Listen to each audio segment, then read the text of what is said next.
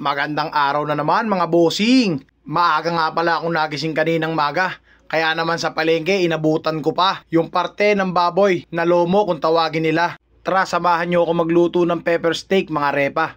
Let's go!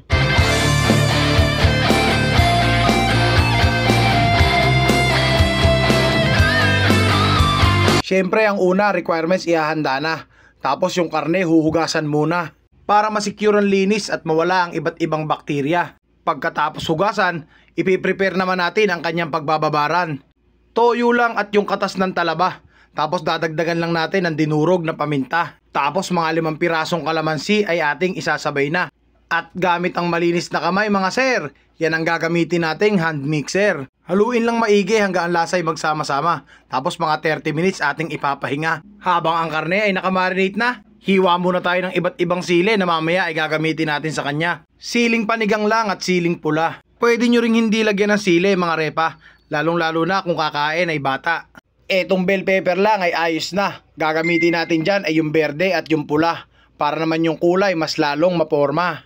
Yung sibuyas na tisoy, yan ang isang requirements na kailangan. Kaya kung balak mong gayahin to, wag na wag mo yung kakalimutan.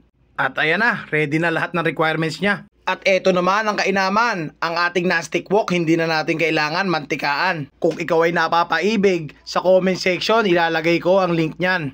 At pag ganyan na ang itsura at gusto nang humiwalay ng kaluluwa niya, yung karne ilalagay na. Hindi muna natin isasagad ang luto mga repa. Yung medyo malasado lang, eka nga nila. Kasi hindi pwedeng ma-overcook yung atay. Kasi baka sa pagguya ikaw ay mangalay. Kung gusto nyo tong lutuin, lomo at atay ang gamitin. Pwede din naman yung ibang parte, kaso medyo matagal-tagal nyo lang pakukuluin.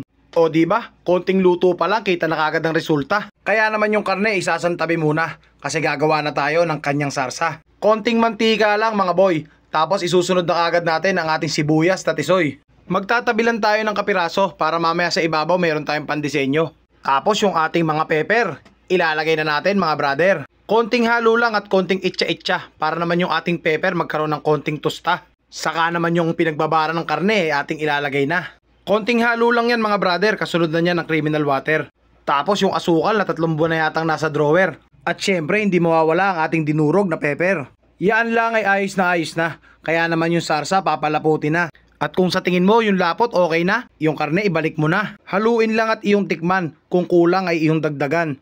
At ayan na mga repa, ang ating pepper steak ay luto na. Talaga namang napakalambot at malasang malasa. Tara, atin itong titikman na. Ultimate bite.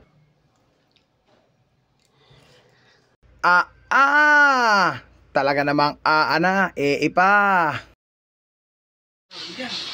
Yung bisa. Nasama rin sa vlog. Bisa, bossing, bisa. Sarap sa Red Horse. Bossing, harap. Yun lang mga boss ko, pakishare naman yung video. Bye.